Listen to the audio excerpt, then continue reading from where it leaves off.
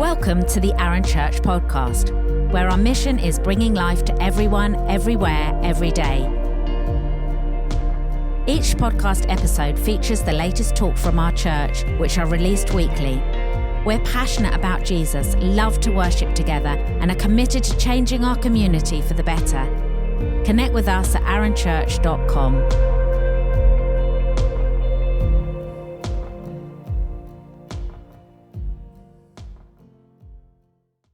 Morning, everybody. Everybody good today?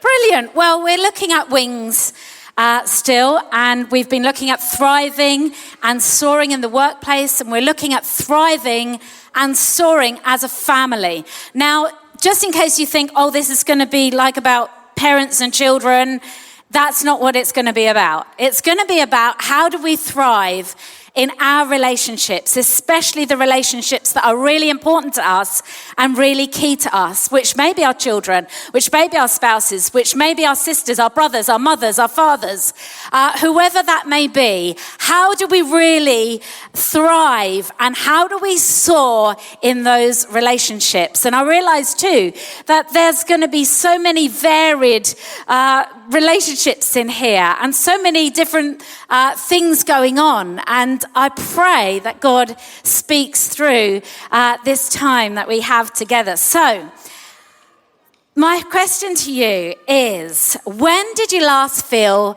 connected, really connected to God? Okay, so just have a little bit of a think about that. It could be 2 minutes ago when we sung that song. That was amazing. I felt so connected. It could be 10 years ago. I felt really connected. It could be last week. Just have a think. When did you last really feel you and God connected? And then I want you to think, how did that feel for you? What feelings did you have when you connected with God?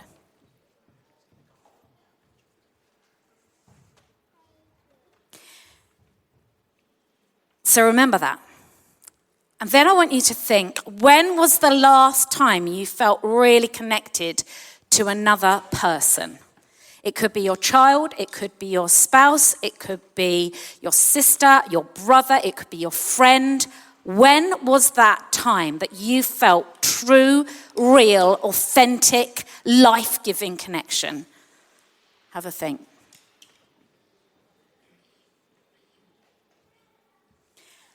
And what did that feel like?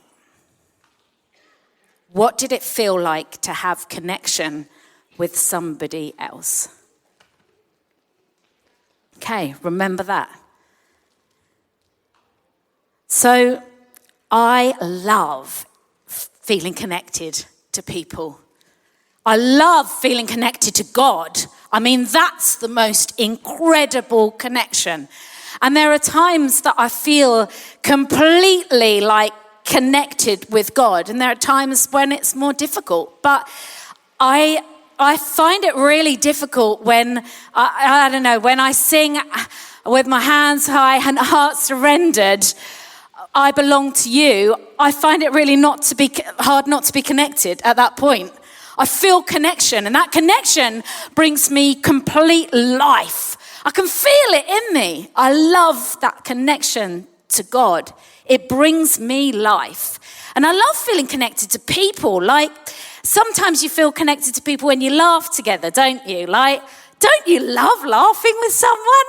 It's just brilliant.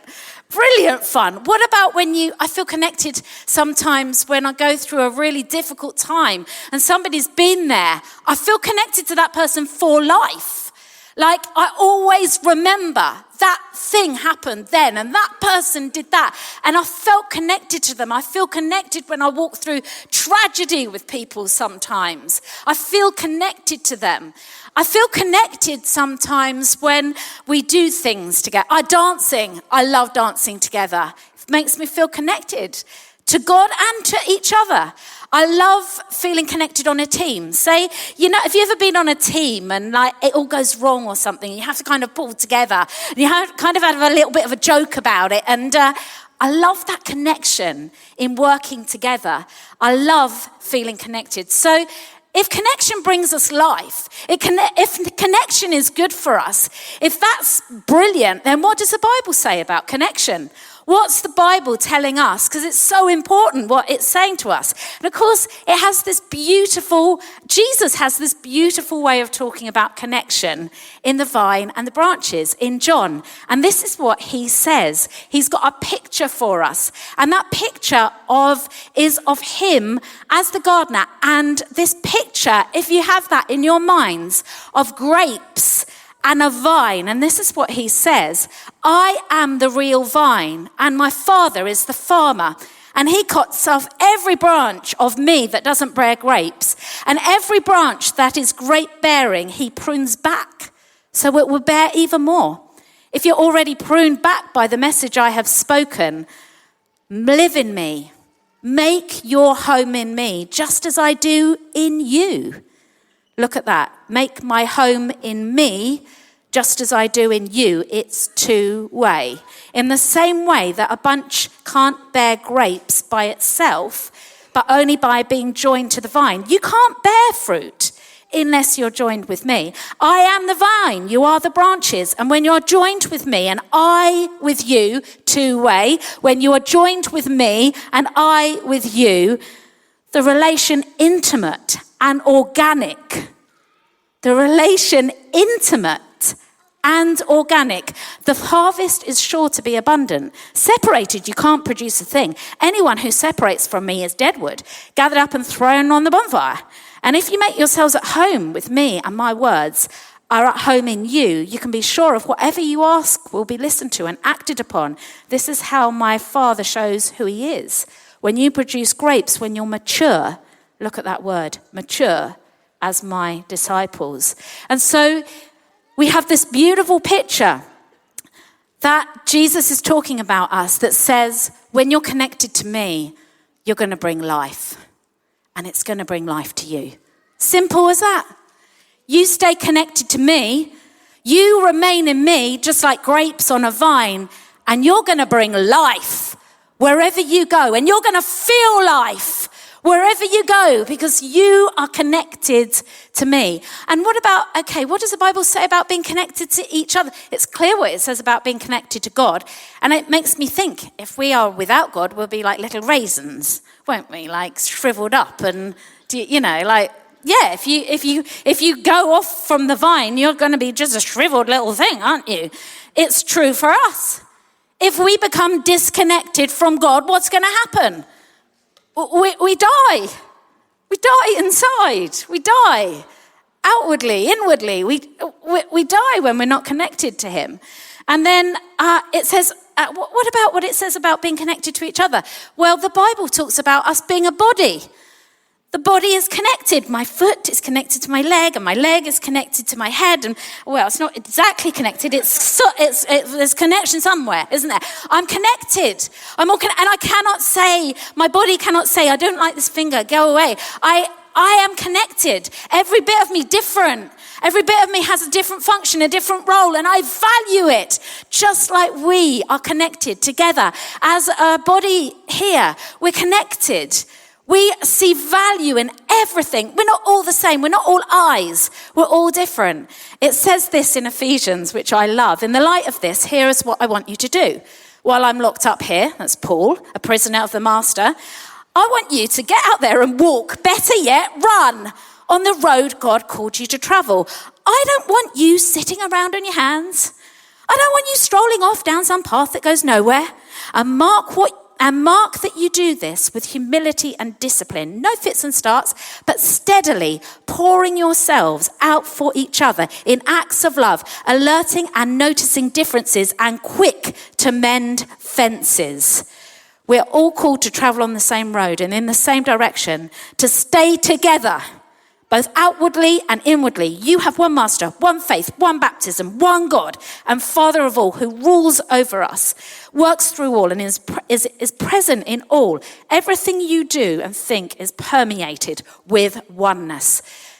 If that doesn't make it clear that we are connected, I don't know what does. We are connected, and life comes through our connection, both with God and with each other. So, Psychologists say, I'm going to be talking just a bit about what is healthy connection. What does it mean for us to have healthy connection? Because there can be unhealthy connection. Unhealthy connection can be where there's manipulation, control. There are toxic relationships that are unhealthy connections. But what is a healthy connection? That's what we're going to go for. What's a healthy connection to each other and a healthy connection to God? Psychologists say that we often go into 3 states as people. The first state is called child. So a child state would be you emotionally don't regulate. You would be if you were in a child state, if somebody came up to you and you didn't like what they were saying, you'd have a hissy fit. You would be cross about it. You'd kick off. You may sulk. That's also a childlike state. I don't like this. I'm going over here. Childlike states. Children act like children, don't they? They're allowed to be in childlike states. So that's a childlike state. Then there's the parenting state. There's 2 sorts of parenting. One is the disciplined, judgmental parent state that we can go into. The other is a nurturing parent state that we can go into. Many of you are parents, and you will sometimes be in parenting states where you are the parent, you're the responsible one, you're the one looking after this person, you're the one giving mainly to this other person. You're in a parenting state. Then there's the adult state. The adult state is where you as a person are taking responsibility for your money, your welfare, your well-being, your mental health. You are taking some responsibility. You are a person that listens. You don't react. When you're in an adult state, you are not like becoming a child and kicking off when you don't get your own way. You are asking the right questions. You are in a place where you are in an adult state. There are those states, and we can all do them. We can all go into those states a lot. During the day, we can be all of those things. We can become the parent, we can become the adult, we can also become the child. Now, what I want to really talk about is how a really healthy adult-to-adult relationship that maybe you have with your spouse or with your friends needs to be an adult-to-adult relationship. Wherever we have marriages that they are parent and child relationships, they're not that healthy. You may be sitting here with a parent and child relationship. A parent and child relationship would be one person takes all the responsibility. One person says, this is what we're going to do. This is how we're going to do it. And the other person is reactive and more childlike and needs more care. Sometimes that happens in our lives, but what we are aiming for is that we have a relationship with other adults that is an adult relationship, where we both take responsibility, where we both are owning our own insecurities and our own things that are going on in our lives. Now, there are a few things that really help us to connect with each other. And I could go on and on and on for ages and ages about all the things that could connect us. And you might have loads of things. But what I'm going to talk about is 4 things that I've been thinking about. And these 4 things, how do we have that healthy adult-to-adult relationship? How do we have healthy relationships and connections with our children, with our teenagers? How do we have healthy connections with our parents? How do we have healthy connections with our friends? The first thing I would say is we need vulnerability for deep, healthy connection. We need vulnerability. That means I'm not always right. It means humility. It means teachability. We need to have vulnerability in if you want a deep connection with somebody, there needs to be some vulnerability. So you would, one of the most vulnerable relationships, I suppose, is the day that you say, I'm going to give my life to Jesus. The day that you become a Christian is a very, very vulnerable thing to do. Because what you're doing in that day is you're saying, I'm giving my life to you. I'm making myself completely vulnerable to you, Jesus. And I'm risking it all. Vulnerability, I'm risking it all. I'm giving everything to follow you, Jesus. That's a vulnerable thing to do. But that vulnerable thing to do, what does that give us? A deep connection with God. And then, of course, the day you get married, well, you're risking it all that day. You are. I mean, hopefully it's not a really crazy risk, because hopefully you've thought about it and prayed about it, but you're risking something when you get married. You're giving yourself to somebody else, and it might not work out. Sometimes it doesn't, but you are making yourself vulnerable to that person. But that is what brings you the connection. Sex is a connector. When you have sex with somebody, you are completely connecting vulnerably with somebody else. That's what happens when we risk it all, when we make ourselves vulnerable in relationships. And so we have vulnerability, truthfulness, not lying. Those things create deep connection with other people. The second thing is it's two-way. Okay, your relationships with your children are probably not two-way, especially with your little ones, all right? Your little ones are not like, well, you've got to give as much as me. No, that's not what's happening, is it? You're the person giving. Right? You are in not a two-way relationship in a parenting relationship. You are in the giving. You are the parent. You're giving to that person. They're kicking off. They're doing this. They're doing that. You are giving to them. But in a relationship that is truly healthy and connected, an adult relationship, it needs to be two-way. It cannot be one of you doing all the giving and one of you doing all the receiving. It isn't a healthy connection. That isn't what is good for us. In the same way, in the Bible, it talks about our connection with God. It's two-way. We're co-working. He's not giving everything. I mean, he gives everything, doesn't he? He does give everything to us. But he wants us to have a healthy connection with him. And that requires us giving as well. We're in a two-way relationship. So vulnerability, two-way relationship.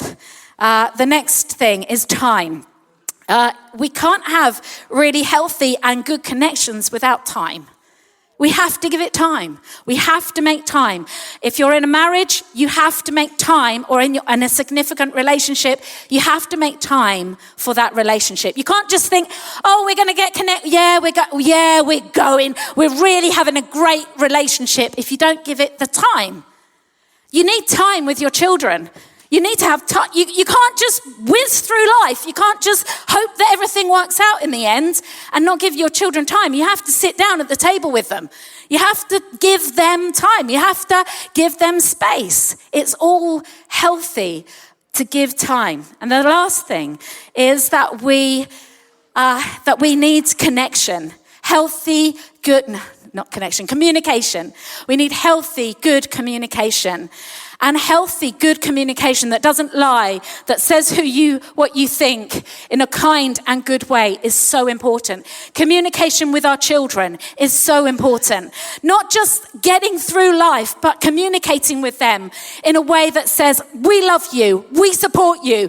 Communicate that in text if you've got teenagers and they've got phones. Communicate that in words. Communicate that in your actions. In everything that you do as a parent, you communicate. I'm for you.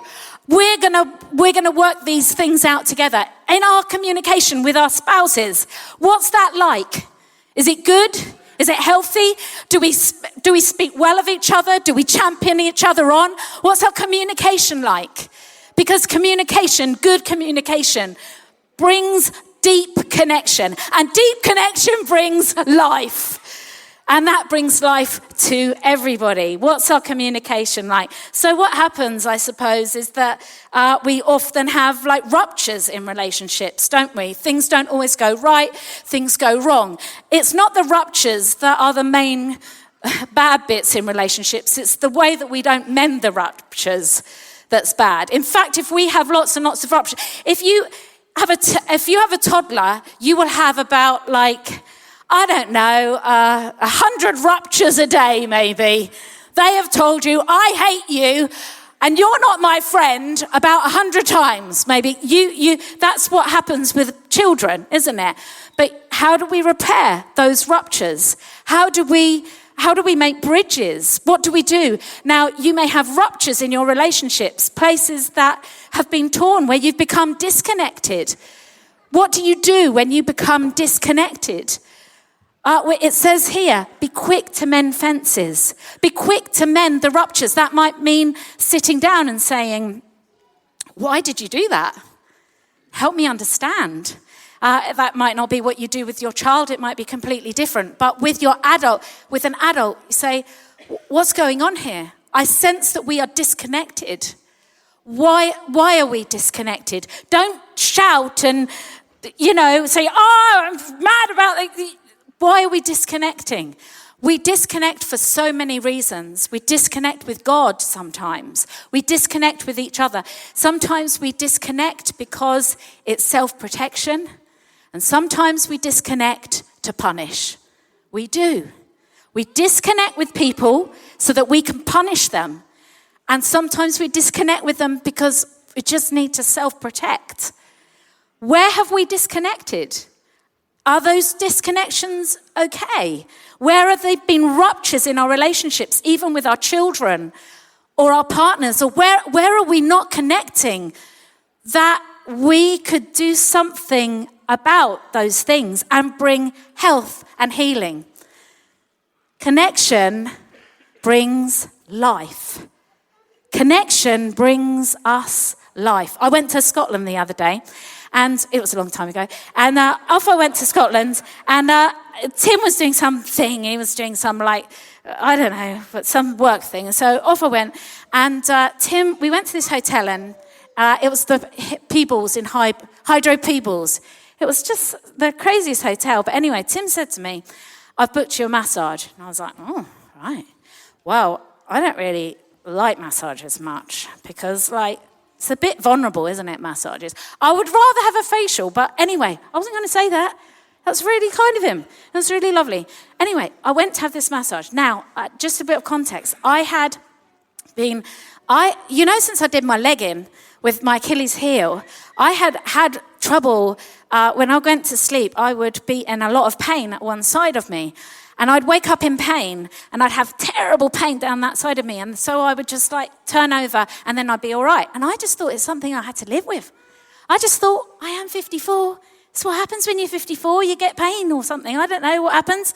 Menopausal, who knows what's going on? So I thought, right, what I'll do is I'll just live with this pain. I'm just living with it. Anyway, I go along to Scotland, and I have a massage. It was like a full body massage. And I come out, and after a few weeks, I think, I'm not living in that pain anymore. I haven't had pain for ages. I haven't woken up with that pain for ages and ages. And I realised that the massage lady must have put me back together. She must have reconnected me. She reconnected what was, because I'd had an injury here, I compensated in the wrong way with my body, and I needed help reconnecting everything, but I didn't know it. I didn't know I needed reconnecting. I just thought you had to live with it. How often do we live with things in our lives that we think, oh, I thought you just had to live with this relational breakdown. Oh, I just thought you had to live with this relationship that's not working very well. I just thought that's what you had to do. And God says, oh, no. Let's reconnect you. Let's reconnect everything. That's possible. That's totally what can happen. And so how did Jesus connect? Let's have a look at this clip from The Chosen about how Jesus connected.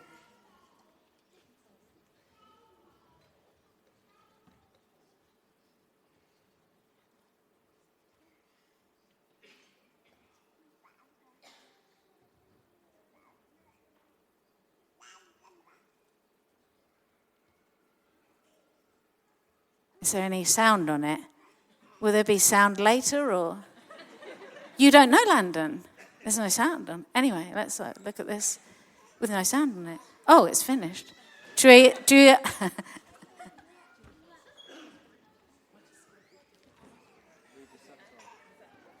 Well, don't worry. It's fine. Don't worry, guys, it's fine. So Jesus, he connected, you can't hear the way that he connected, but Jesus connected with people in the most amazing way. He had a connection with people that listened, that asked them questions. He connected with everybody that he met. And don't you think it's the most amazing thing? We've just been thinking about it. Jesus connected us with God when he died on the cross through total vulnerability. There he was, probably just in a cloth around his middle, naked. And his vulnerability, his communication connected us with the person that matters the most. Jesus connected and was connected, and in a beautiful and amazing way. So the thing is that Jesus invites us to is, what is that invitation? What does Jesus invite us to do right now? Jesus invites us to make deeper connections with him and with each other. That's his invitation. Do you want to do that? Do you want to make a deeper connection with God? Because it will bring you life. It will bring you healing. Do you want to make deeper connections with each other? You know, we've only got one life. We've only got one life. And this is the time that we need to deliberately dig into our marriages, dig into our relationships, dig into our parenting, because we've only got one life. And we've only got one chance, really, to do everything that we can to connect and to bring life to our families and to bring life to each other. I'm reminded of that bit in the Bible. It's called Naaman. I don't know if you know this story. It's in the Old Testament. But Naaman was a very proud man, and he had leprosy. And there was this little girl who was one of the slaves in his quarters, and she said to him, "I know a man who can help you." And so he said, "All right." So the man came, Elisha, and he came and he said, what you need to do, Naaman, is you need to go down to the River Jordan, or this mucky old, horrible old river, and you need to dip yourself in it 7 times. Naaman was not happy. "No way, I'm not doing that," he said. "I am not going down to that river and dipping myself in that Jordan." And off went the man of God. And the little girl said to him, "If that man of God had asked you to go and climb a mountain or do something miraculous and amazing, you'd have done it, wouldn't you? But all he asked you to do was go and dip yourself in the river." And he said, "Yeah, that's right." And so he went and he dipped himself in the river 7 times. He made himself vulnerable. He humbled himself. And he got healed because he dipped himself in that river 7 times. That may be relevant for you here, and thinking, I just need to humble myself in this situation. I just need some more vulnerability. I just need to say, somebody help me here. There's loads of options that are in front of us. How do we repair maybe some of the fences that have been broken? What's God saying to you about that? Just like John said last week, God says something different to each one of us. You know, there's not one thing. But are there things with your children? Are there things where you've disconnected, where you think, I need to make a reconnection there? Are there ways that you've disconnected in your marriages that you think, I need to do something here? Sex is very, very important in this. And I don't think we talk, it's my fault, we don't talk enough about that. If you are not having sex and that is a problem, then you need to ask for some help. If you are getting sex in the wrong places and that is a bad thing, disconnecting you, you need to ask for help. How do we ask for help? First thing I would say is you talk to your other half and you say, this is going on for me. And you have an honest, vulnerable conversation. That might not be possible for you. You might need to talk to somebody else about that. Somebody that you trust. Somebody that will keep your confidence and that you feel that you can talk to. Or you might need to go and get some help somewhere, like counselling or something. You've only got one life, everybody. If that's a problem, then let's face those things together. If you're disconnecting, let's bring those things into the light and see exactly what God can do. Okay, band, come on up. Let's close our eyes, shall we? Together.